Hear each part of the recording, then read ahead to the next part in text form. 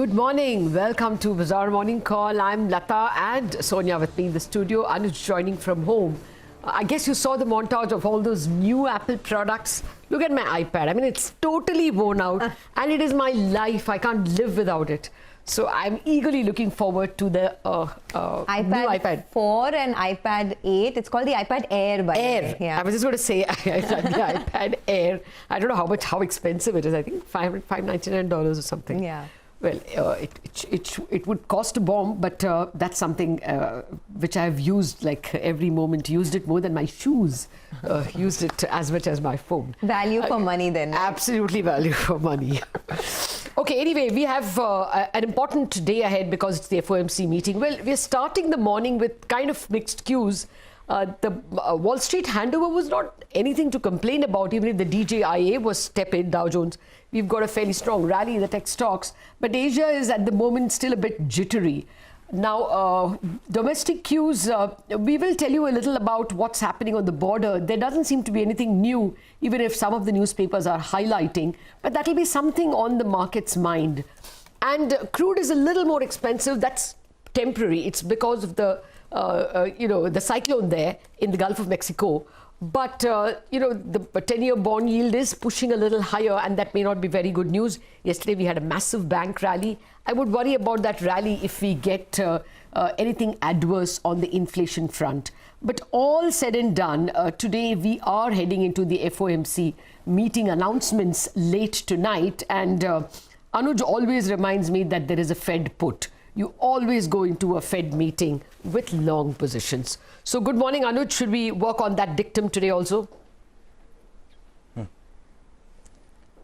Good morning, Lata. Just that the last time it didn't work out, but that normally works out more often than not.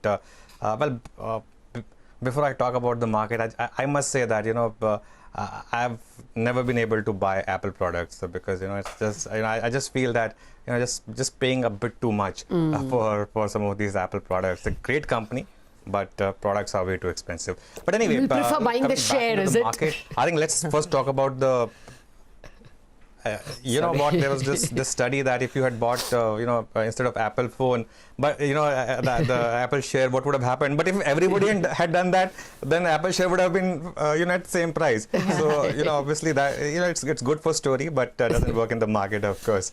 But anyway, so yes, I think last hour could be really interesting. Perhaps the market would go into the event with long positions.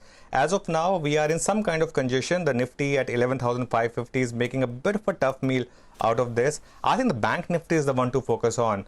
And after making some kind of bottom at 22,000, yesterday it bounced back. It would be interesting to see if there's a dip in the Bank Nifty for whatever reason, if that gets bought. Dollar index is back above 93, though as I've been saying, no concerns till say 94. What happened yesterday was that there was a lot of FI buying. In cash market, 1170 crores of buying. And in the options market, there was a lot of short covering. The put positions, the put longs were covered and call shorts were covered. But the index future shorts have not been covered yet. So if the market starts to take out yesterday's high, perhaps those shorts will also have to be covered. But I think individual stocks may keep offering better opportunity. This is a market which has been about a big broad market rally, and that may continue. If you're a compulsive index trader, perhaps a day ahead of expiry, and with this Fed event, you may want to buy on dips. And if you do that, yesterday's low is your sacrosanct level to watch out for. Sonia, good morning. Hi Anuj, good morning. And I take your point entirely about the Apple iPhone. Apple itself has shifted its reliance away from the iPhone and now more to watches and wearables, right? So I guess they've also figured out that people realize how expensive the phones are. In any case, there was big buying by FIIs yesterday, 1,170 crores in the cash market. And once again, the two pieces that have been doing very well, IT and telecom, saw a large chunk of the buying. So there was 600 crore delivery buying in Bharti, 500 crore delivery buying in Infosys. And now the Nifty is less than 900 points away from that all-time high. So that the buy and dip strategy has definitely worked. But Anuj, my question to you is on the mid caps and small caps, because, if you look at what's happened in September so far, the Nifty is up just 1%, the Nifty Junior is up 2.5%, small caps are up 7%, while mid caps are up 4.5%. So this degree of outperformance that we're seeing in the broader markets, you think it's something that could last through the month of September? You know, Sonia, in August we were wondering when the small cap index was up 17%, that can that continue? And look at what's happened in September. So, you know, when the markets get into a groove, you don't want to bet against the market. The small cap index, by the way, Sonia, is now within 5% of a 52-week high. Who would have thought that the small cap index would be the first to go to 52-week high? That's possible. That may happen. But 52-week high, not a lifetime high. It's an index which has been ending a 2-year of bear market. I just want to make a point that, you know, in 2017 we had crazy valuations in mid caps. By the end of 2018 and middle of 2019, the small caps were really depressed. I think what we have now is small caps now back to median valuations, which is where small caps normally should be, at a reasonable discount to the large caps. Not at a too big a discount and definitely not at a premium. From here on, the moves in the small cap should be stock specific, and you know, your decision should not be based on just because the stock is small cap and whether the SEBI reclassification would help. You know, that's the limited point that I would make. It's been a big rally in small caps, and you know, you can't ignore that. Yeah, Anuj, I take your point about the way in which the small caps have rallied, and the fact that that is because in 2018 they fell very sharply. Well, I'm just trying to get the SML 100 index. I think at its height it had gone to about 10,000. So, you know, it is still a big distance away from its all-time highs. I mean, we are now at 6,000. So it's, you know, still at a 40% discount to its all-time highs, whereas the Nifty is pretty close to its all-time highs, maybe about 8-9%. So it's important to note that the small cap is also recovering because it was beaten to pulp in 2018 and 19. I mean, really depressed valuations, as Anuj said, after that massive post-demonetization rally.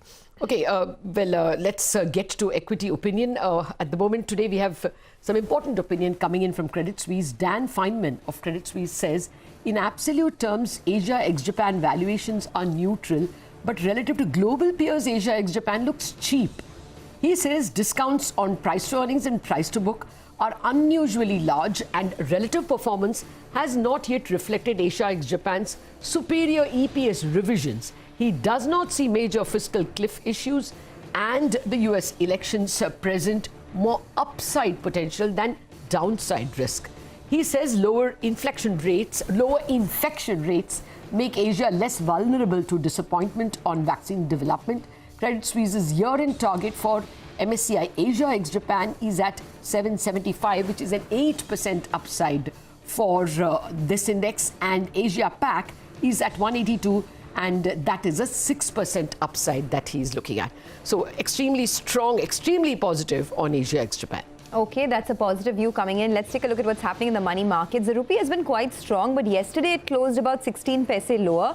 At 73.64 is where the rupee closed. Let's get you some money market views for today. Kunal Sodhani of Shinhan Bank says a dovish tone by the US Fed is set to reinforce the cyclical headwinds facing the US dollar. The rally in the dollar index failed near 93.7 levels in the middle of the last week, exposing the index to the resumption of the bearish trend. Offshore, the yuan has climbed to a 16-month high on upbeat output.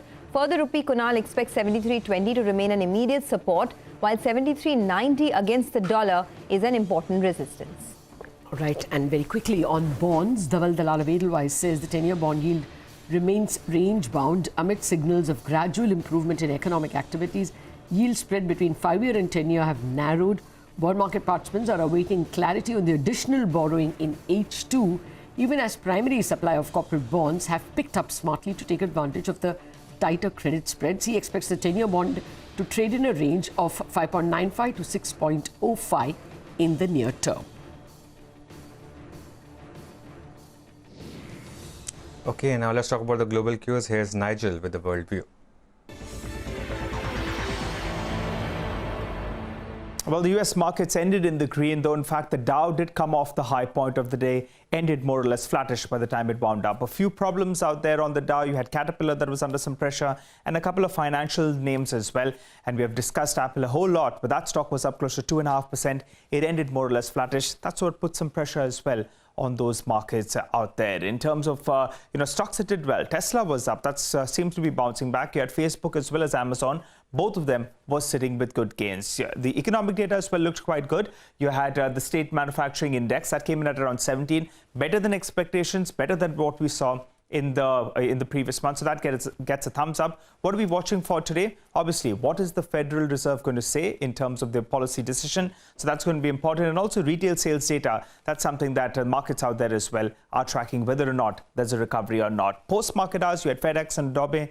Both of them came out with a set of numbers. Both those two stocks were up close to around 10% odd. This is in after-market hours, so those stocks will react positively in today's trading session. European markets as well, they ended well in the green in yesterday's trading session. So those markets got a thumbs up as well. A few stocks as well did pretty well in those markets. H&M as well as Ocado, that's the British supermarket. Both of them were up nearly around 10% odd. And you had Fiat Chrysler as well. That was up nearly around 9% on the back of the revised plans that they announced with Peugeot. So that stock was up nearly around 9%. In terms of other asset classes, the dollar index a little bit weaker from what we saw yesterday. Today, it should see a bit of a move post what the Federal Reserve has to say, while gold as well is holding at around $1,960 odd. But Brent crude prices have spiked up because there is a disruption on the Gulf of Mexico owing to Hurricane Sally. So that one, in fact, is at around $41 odd. Your Asian markets today, well, more or less mixed with a tinge of green. The SGX Nifty, though, is indicating we're likely to start off on the back foot with a cut of around 30 points odd. Back to you guys. Okay, yeah, clearly there's a little bit of red on SGX Nifty, but let's see how the day or the morning progresses. We want to put one more cue on the table simply because there's so much of chatter around it, and we think our in-house expert Parikshit Luthra has the best handle on it. You know, days after the foreign minister talks, India and Chinese troops remain deployed heavily in several friction points along the LAC. According to reports, China has moved more troops along the southern bank of Pangong. So, but is this new really? Parikshit Luthra joins us. Good morning, Parikshit. Any new developments of the last 24 hours you have been anyway alerting us? Well, we have been told by our sources in the Indian Army that there is status quo at the LAC in terms of border deployments. There is no change in movement of troops. There has been no aggressive posture, no fresh round of firing. But yes, troops remain deployed.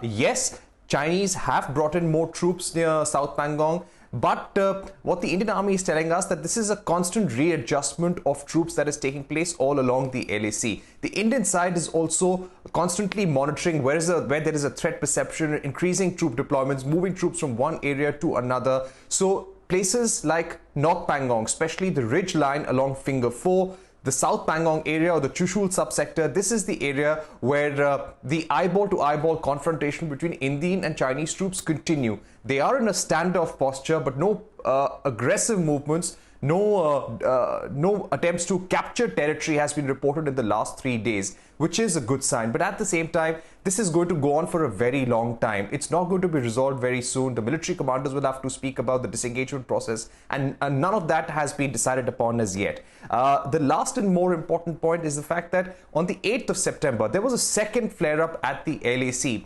Around 100 to 200 rounds were fired to take control of the ridge line along Finger 4 in North Pangong. This was important for India because we had to dominate our position in that area, dominate Chinese posts below. So there was quite a violent face-off between Indian and Chinese troops at that time. This happened on the 8th of September. So a second flare-up was reported. But since the foreign minister talks, in a way, there is peace at the border, but no change in ground troops. Lot of tension, a lot of alertness on the ground, but no shots being fired. Status quo for the moment, which is a good sign.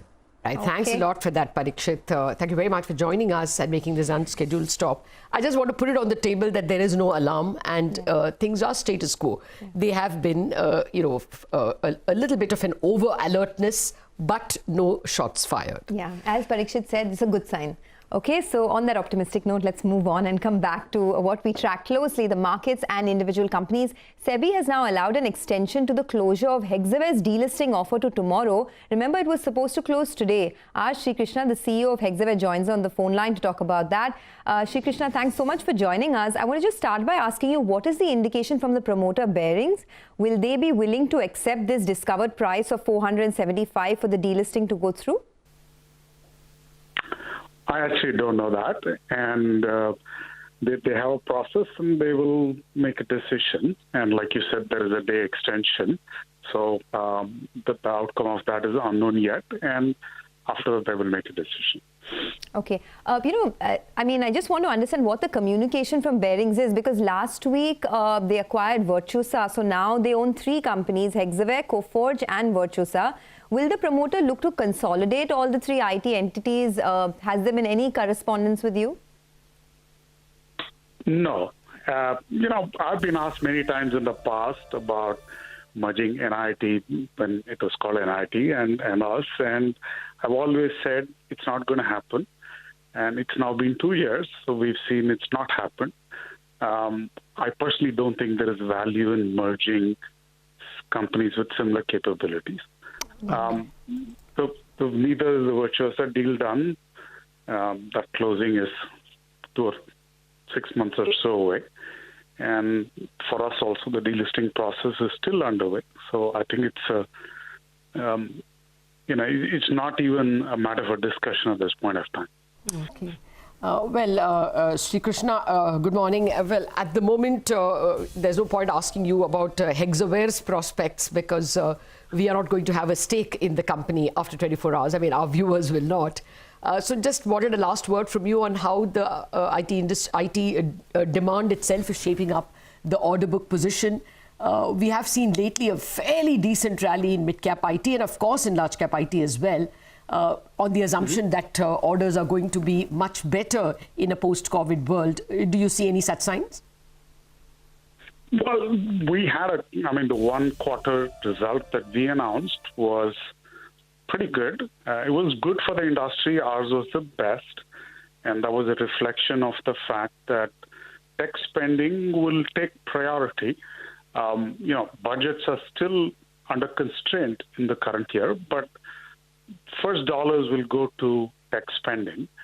And I think that will continue to drive the fact that results will be better than expected through the rest of this year. For the industry. And I think it's not just a trend for this year. I think it will be a trend for the medium term. Sri Krishna, we leave it at that. Thanks so much for joining us and giving us a quick update. So that's Hexaware. Let's take a quick break on that note. On the other side of the break, many stocks lined up to help you prep your day. Our entire research team will be with us in just moments from now. Stay tuned.